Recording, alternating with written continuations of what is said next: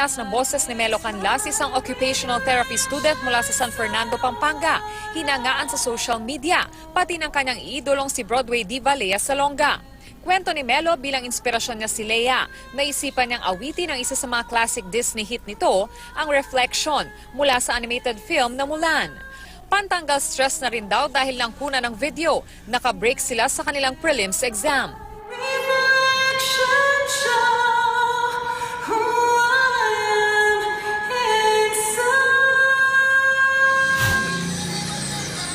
Hindi pa uhuli sa sayawan ng 7 taong gulang na si Franceline May Labaro mula sa Commonwealth, Quezon City. Naki-hashtag In My Feelings Challenge na rin siya.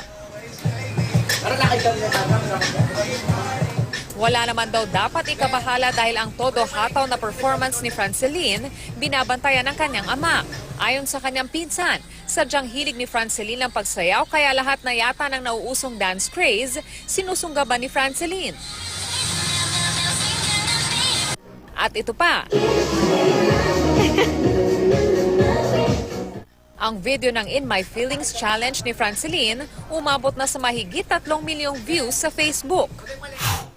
Di naman papipigil ang 3 magkakaibigang ito sa Barangay Mayamot, Antipolo City. Anila, baha ka lang, model kami. Sa kasagsagan ng ulan at baha nitong mga nakaraang araw, nabagot sina John Warren Mabunga, Isabel Morris at Ryan Likiran. At habang nag-aangat ang mga gamit sa bahay ni John para hindi maabot ng baha ang mga ito, nakakita ng swimsuits ang magkakaibigan. Kaya ang naging hamon, lumabas, sumung sa baha para bumili ng pagkain ng naka-swimsuit.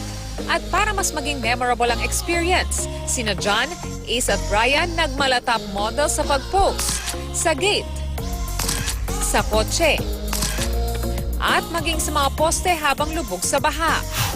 Para sa unang balita, Von Aquino reporting.